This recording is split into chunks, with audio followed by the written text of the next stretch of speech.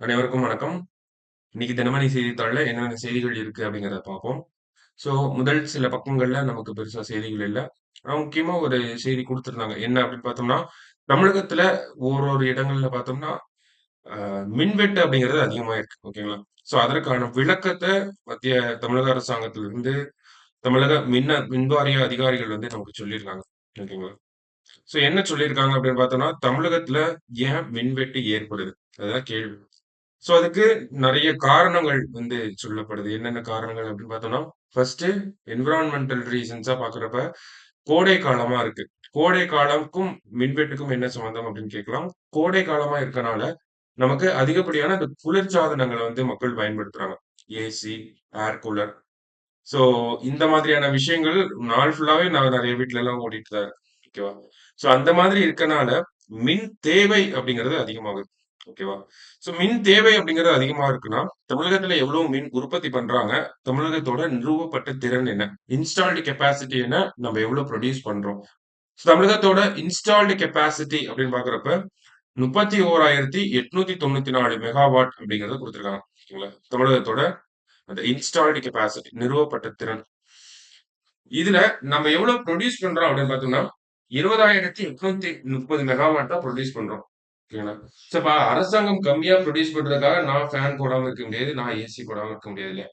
So அப்ப அதுக்கு என்ன சொல்றாங்க அப்படின்னு பார்த்தோம்னா, ஏன் நம்மனால அந்த முழு கெப்பாசிட்டி அந்த ஃபுல் கெப்பாசிட்டிக்கு வந்து நம்மனால புரொடியூஸ் பண்ண முடியல அப்படின்னா, அதுக்கு சில காரணங்கள் சொல்லப்படுது.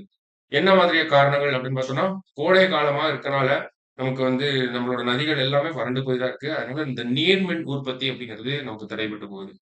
அடுத்தது பார்த்தோம்னா, காற்றாலை மின்சாரம் அப்படிங்கிறது தமிழகத்துக்கு ஒரு பெரும் பங்கா இருக்கு. இந்த காற்றாலை மின்சாரத்த பொறுத்தவரைக்கும் பார்த்தோம்னா, இப்பதான் மே மாசம் ஆரம்பிச்சதுக்கு அப்புறம் தான் நமக்கு இந்த வெஸ்டர்ன் காட்ஸ் ரீஜியன்ல காத்தடிக்க ஆரம்பிக்கும். ஓகேங்களா? அதுக்கப்புறம் தான் இந்த பருவ காற்றுகள் வர வர தான் நமக்கு அந்த ரீஜியன்லலாம் காத்தடிக்க ஆரம்பிக்கும். ஸோ அப்புறம் தான் இங்க ஒரு இந்த மின் எலக்ட்ரிசிட்டி ஜெனரேஷன் அப்படிங்கிறது அப்ப கொஞ்சம் இன்கிரீஸ் ஆக ஆரம்பிக்கும்.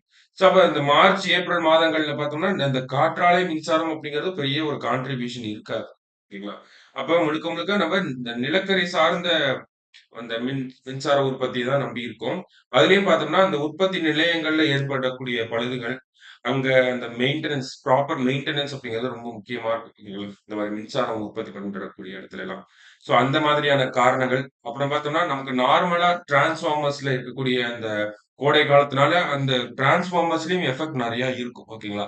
ஸோ லாஸஸ்லாம் பிரிவென்ட் பண்ணணும் அப்படிங்கிறதுக்காகவும், அடிக்கடி பழுது பார்க்க வேண்டிய சூழல் இருக்கனால தான் அடிக்கடி தமிழகத்துல பல்வேறு இடங்கள்ல வந்து கொஞ்ச நேரம் அந்த மின்வெட்டு அப்படிங்கிறது இருக்குன்றத காரணத்த சொல்லியிருக்காங்க. ஓகேவா? சோ இதுக்கு பின்னாடி இருக்கக்கூடிய காரணங்கள நம்ம புரிஞ்சுக்கணும். அரசாங்கத்துக்கு என்ன மாதிரியான ஒரு தலைவலி இருக்கு இந்த இடத்துல.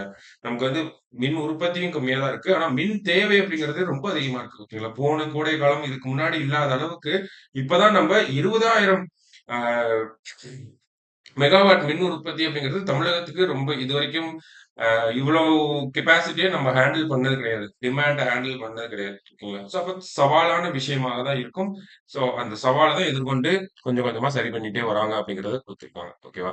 சோ அதான் நம்ம ஃபர்ஸ்ட் செய்தியில பார்க்கிறோம். அடுத்தது பார்த்தோம்னா, அ யுனிசெஃப் ரிலேட்டடா ஒரு செய்தி குடுத்திருந்தாங்க. என்ன செய்தி அப்படின்னு பார்த்தோம்னா, நமக்கு யுனிசெஃப் இந்தியா தூதராக கரீனா கபூர் நியமனம் அப்படிங்கிறத சொல்லியிருக்காங்க. அதாவது யுனிசெஃப் இந்தியா அமைப்பின் புதிய தேசிய தூதராக பாலிவுட் நடிகை கரீனா கபூர் நியமிக்கப்பட்டுள்ளார். சோ அப்ப 1 மார்க் நமக்கு டைரக்ட்டா கேட்கலாம். யுனிசெஃப் இந்தியாவோட அம்பாசிடரா யார் அப்பாயிண்ட் பண்ணியிருக்காங்க? அப்படின்னா பாலிவுட் நடிகை கரீனா கபூர். ஓகேங்களா? அது மட்டும் இல்லாம இந்த யுனிசெஃப் இந்தியாவின் இளைஞர் தூதர்களாக ஒரு சில பேர் வந்து அப்பாயிண்ட் பண்ணுவாங்க. ஓகேங்களா? இளைஞர்கள வந்து தூதர்களாக. சோ அதுல யாரெல்லாம் அப்படின்னு பார்த்தோம்னா, தமிழகத்தின் திருவண்ணாமலை மாவட்டத்தைச் சேர்ந்த இளம் விஞ்ஞானி வினிஷா உமாசங்கர், மத்திய பிரதேசத்தைச் சேர்ந்த கௌரன்ஷி சர்மா, உத்தரப்பிரதேசத்தைச் சேர்ந்த கார்த்திக் வர்மா, அசாம் பாடகர் நஹித் அஃப்ரின் ஆகிய 4 பேரும் யுனிசெஃப் இந்தியாவின் இளைஞர் தூதர்களாக நியமிக்கப்பட்டுள்ளனர். ஸோ 4 பேரை ஐ மீன் இளைஞர் தூதர்களாக அப்பாயிண்ட் பண்ணியிருக்காங்க. சரிங்களா? ஸோ இந்த 2 செய்திகள் தான் நமக்கு இந்த செய்தித்தாள பொறுத்தவரைக்கும் இம்பார்ட்டன்ட்டா இருந்துச்சு. மீண்டும் நாளை செய்தித்தாள் வாசிப்புல சந்திக்கலாம். நன்றி.